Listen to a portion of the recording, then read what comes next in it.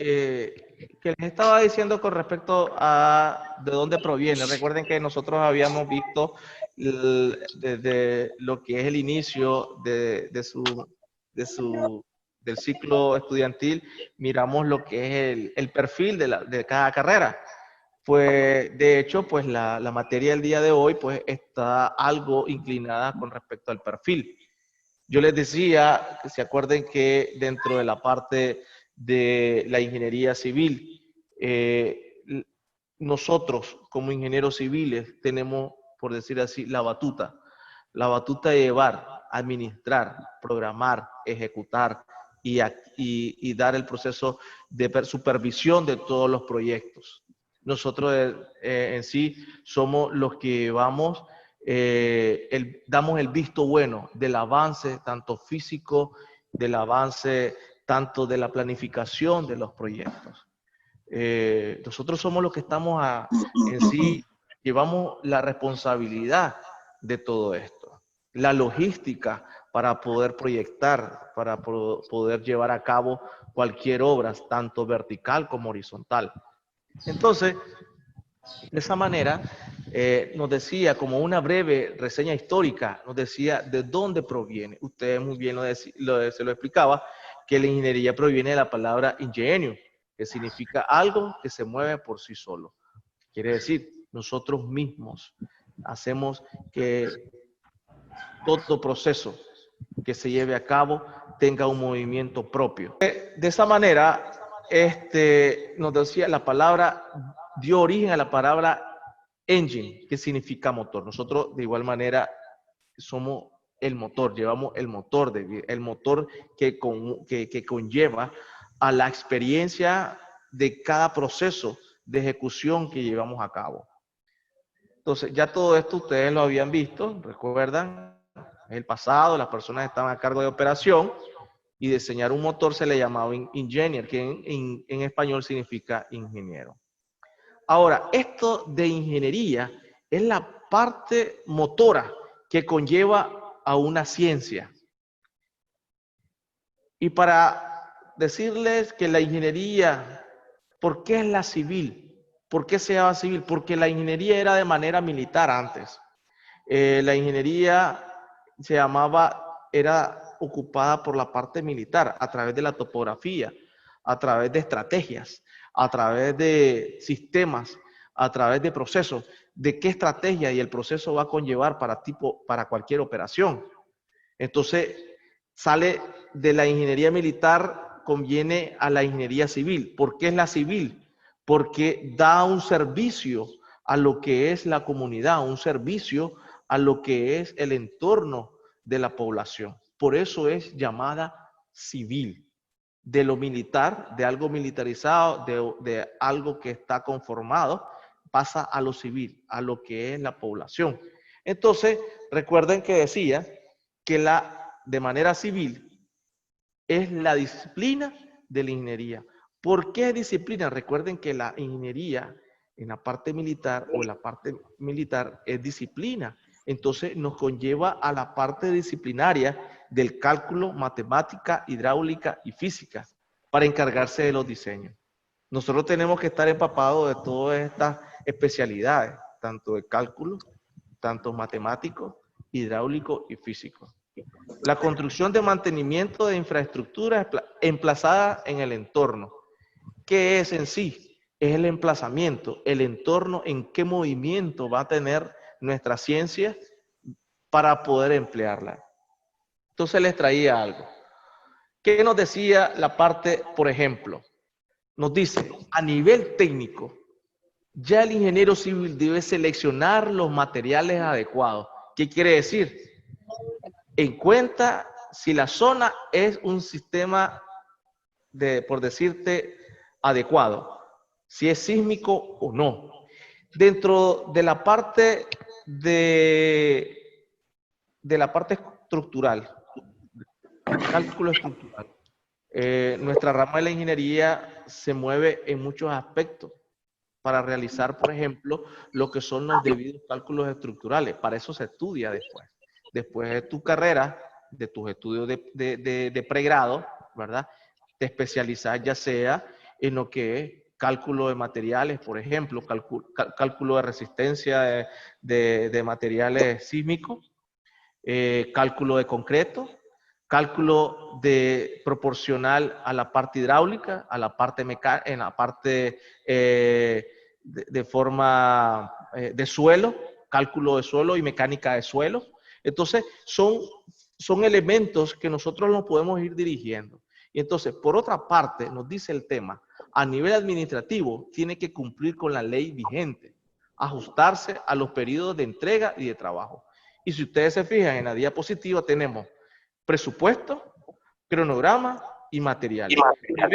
Primero, para poder realizar lo que es un presupuesto, tenemos que planificar. La planificación viene a través de los planos estructurales. La ejecución a través de un cronograma de tiempo, de cuánto me va a dar el proyecto en conjunto con el presupuesto, que el presupuesto me va a indicar en sí todo lo que va a conllevar en el momento cierto proceso. Y de esa manera tenemos que ver que hay que tener en cuenta que se trata de una profesión multidisciplinaria. ¿Por qué es multidisciplinaria? Nos movemos en todo el sentido de la parte logística. Por ejemplo, administrativa, de ejecución, de control de calidad, etcétera, etcétera, etcétera. Somos multidisciplinarios. Cada quien, lógicamente, tenemos que ir viendo la experiencia y el perfil que nosotros podemos ir conllevando para poder tener estas diferentes multidisciplinas, estas diferentes disciplinas. El ingeniero civil está directamente relacionado con la obra en construcción. Nosotros no estamos directamente relacionados con la obra de construcción, entonces conllevamos a llevar un fracaso. Tenemos que estar enfocados en la parte de constructiva, en la parte de ejecución. No solo de que si el presupuesto está malo, tenemos que ver qué conlleva a que la planificación dentro de la parte de presupuesto está fallando. Que el cronograma de ejecución lleve debidamente de acuerdo a los procesos. Por ejemplo, todos los procesos constructivos, preliminares, excavaciones, fundaciones, etcétera, etcétera, etcétera. No termino de mencionarles todos los procesos constructivos que lleva una ejecución. Entonces, de esa manera, muchachos, que así pues conviene que tenga el conocimiento eléctrico, hidráulico y arquitectónicos. ¿Están comprendiendo esa parte? Y arquitectónico. ¿Por qué de manera arquitectónico? Porque de manera no es que nosotros nos vamos a meter a diseñar una casa. No es que nosotros vamos a venir y a darle la parte estética. De eso se encarga el arquitecto, para poder proporcionar la parte estética, la parte funcional, dentro e interna, tanto por externa como interna, la proporción de la factibilidad que lleva a los ambientes. Eso se encarga el arquitecto, de dar función a la parte de para qué se lleva o para qué el edificio. Nosotros vamos a la parte estructural, la función rígida, la rigidez, la firmeza. Recuerden que uno de los elementos fundamentales de la ingeniería civil es la infraestructura. Tenemos que estar relacionados directamente con la infraestructura. Por eso que nos dice, tenemos que tener conocimiento arquitectónico, porque de qué manera, que los detalles arquitectónicos estén debidamente adecuados. Los elementos arquitectónicos estén debidamente adecuados ¿a qué? ¿A qué tipo de material es el que se va a realizar? Porque nosotros le podemos decir al arquitecto, dentro de todos los elementos que usted está poniendo o que está proponiendo, hay elementos que usted está dando de que yo considero que no están adecuados. Yo le puedo sugerir que pueda usar un determinado material para que tengamos un poco más de rigidez, un poquito más de firmeza y seguridad en este sentido, ¿verdad? Porque realmente el arquitecto no tiene el conocimiento para poder proponer de manera estructural ciertos elementos que le conlleva a la parte de infraestructura.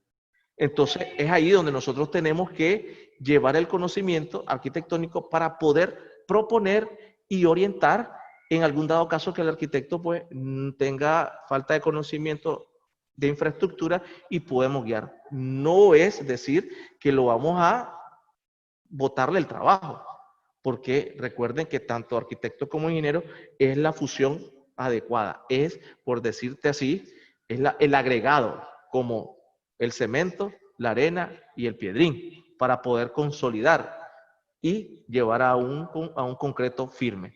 Eso es la parte de la disciplina que nosotros tenemos que tener como ejemplo.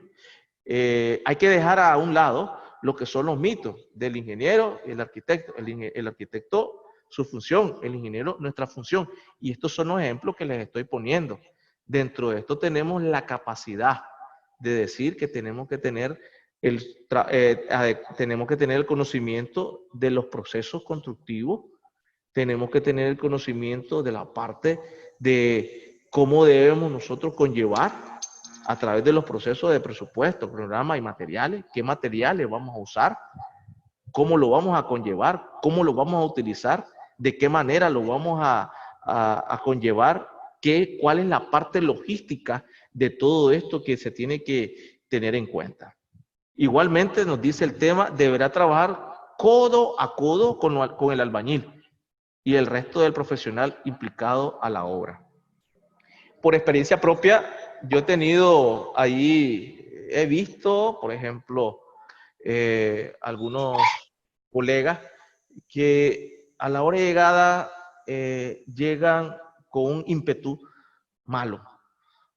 Tal vez en la universidad, tal vez alguno de sus docentes no le explicó esto, pero llevan como que son ellos, ¿verdad? Lo que, como dicen, los que van a resolver todo. No es así, no es tan así. Nosotros llevamos el conocimiento técnico. Nosotros llevamos a que vamos a dar soluciones de una u otra manera. Cuando te dice el tema que vas a trabajar codo a codo con estas personas que son tu parte, tu brazo derecho, ¿verdad? De la obra.